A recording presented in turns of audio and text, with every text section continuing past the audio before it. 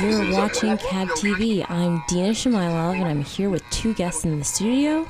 Veronica, a writer and wellness coach, and Asaf, an instructor in our learning center. Welcome, guys. How are you doing today? Hey, Doing Dina. great. How are you? Great, great. I'm glad to have you guys back. We are going to be looking into why we live our lives the way we do. So what do you have for us? Topic is relationships on the rocks. Is that a drink? Not really, but it's what we need to go along with the relationship that we're having these days. Basically, we're finding that a lot of relationships and marriages, a lot of people in relationships and marriages are finding it harder and harder to keep it together. You know, and by keeping it together, I mean staying together, and even harder to actually be happy, because a lot of people do stay together, but can they say that they're happy? Not really. And it's getting so bad, in fact, that a lot of people are choosing not to get married in the first place. Okay, and it's getting to the point where there's a prediction that in 20 years' time, only 2 out of 5 people, adults, will actually be married. But isn't that the point? Don't you want to find that special someone that you want to share your life with? Spend your life with, right? Like basically share and, you know, and everything together as a married couple. A lot of people think so, but, you know, it seems that we're choosing other things. You know, maybe some other things are more important, you know, maybe career, you know, you find that you just can't accommodate another person in your life, you know, so it seems anyhow. The other end of this whole thing is, you know, even if you do decide to get married, which a lot of us do, the average length of a marriage these days is only 11 years. That is pretty short. So, I can see the countdown clock going right now. yeah, and if it lasts that long, you know, and once people get divorced, there's people actually celebrating divorce now. So you know how you would normally have a celebration to get married? Now there's actually celebrations in the name of divorce. So there's this whole concept of divorce parties coming on the scene now. It's not surprising. I mean, that divorce has become more and more common. We already know it's at a 50% half of marriages that go through, you know, there's a good, you know, flip of the coin that you'll be out of it within a couple of months. You can always run out of it as soon as possible. So why aren't we staying together? Are we can't stand each other anymore? You know, I think first the fact that people are celebrating divorce these days is obviously showing how this thing has become a norm. Mm-hmm. But I think if we delve deeper into this and see why is it happening, I think it is because people are just afraid of commitment.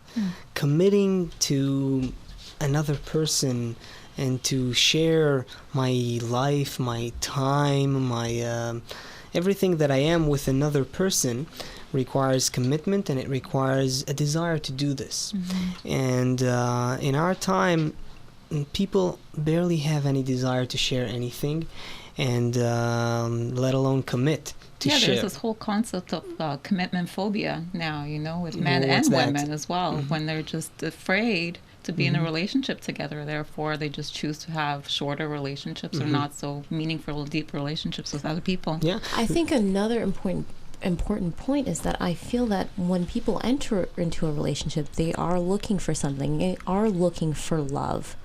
And what is love? What is our concept of love? And how are we looking at it that makes it fall apart so quickly? Mm-hmm. Yeah, usually what happens with couples is that at first there's a spark that explodes, but that's what it is. Eventually, it explodes, and after it explodes, not much is left, and that's because really the kind of love that I don't want to shatter any any existing love sparks, but really. From Kabbalah's point of view, the love that we feel in our world is transient, and it has to pass. It can't sustain itself. It can't be long lasting, and there's a reason for it, and it's a natural thing, because the love that we feel towards others is really based on the benefit that we get from others. Self-serving, basically. Eventually. And although in the beginning of a relationship or just the meeting between spouses, there can be a spark felt where you really feel that you want to give yourself away for the other person. eventually our ego steps into the picture, and then we start seeing flaws and defects in the other, and the problem is more of how do you benefit me and not how can I benefit you. And that's simply because that's our nature. That's how we are. I don't think we only see flaws and defects. Obviously, when we get to the point of divorce, as I'm sure that many people have experienced, it is true and absolute hatred. The things that people do to each other. And it's funny, sometimes it's the things that you love the most at the beginning of a relationship you kind of start hating, once as time progresses. And they get to a point where it seems like they want to destroy each other. If they could hurt that person in the most terrible way, they would do it. Well, obviously the real question is, though, can there be a relationships that sustain themselves? Can it work, and how? And there is actually a way to do it. All right, there's hope. Yeah, there is hope, but it's not on this level. What do I mean by that? If we in our relationship, if we try to be loving towards each other just for the sake of doing good to ourselves, meaning the goal of the relationship stays the relationship, then it can't work. In one way or another, it'll break apart, just like the examples you gave us before. In order for a man and a woman to actually be in a relationship that is long-lasting, they need to have a goal that is higher than the relationship itself, and then the relationship becomes a necessary condition for them to achieve that goal. They need to have a mutual goal that is above the relationship itself. And what Kabbalah explains is that kind of goal can only be a spiritual goal. It can only be a goal that unites them beyond this world. What does spiritual mean?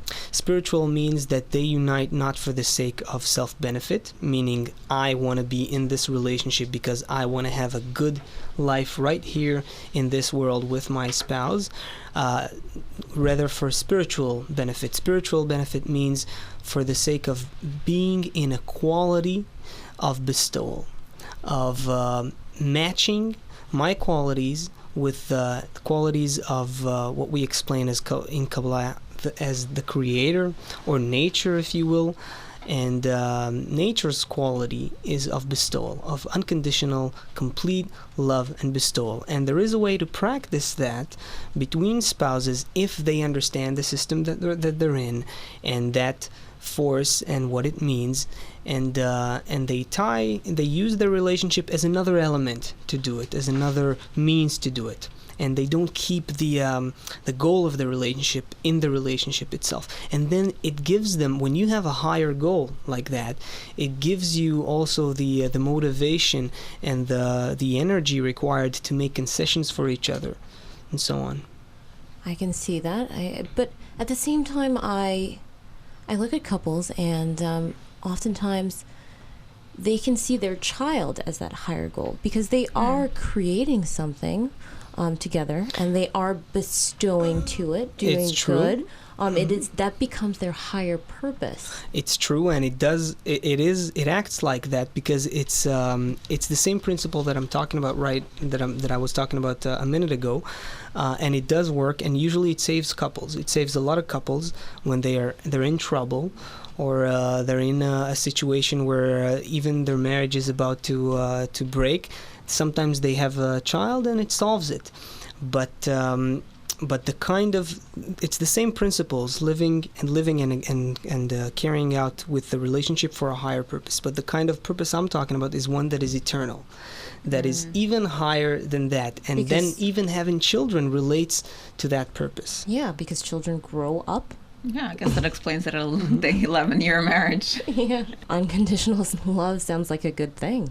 Well, it's the purpose of creation. Thank you, Asaf, for bringing us to this point. And thank you, Veronica, for presenting such an interesting topic as always. We'll see you again next time. Thank you, Dina. Thanks, Dina.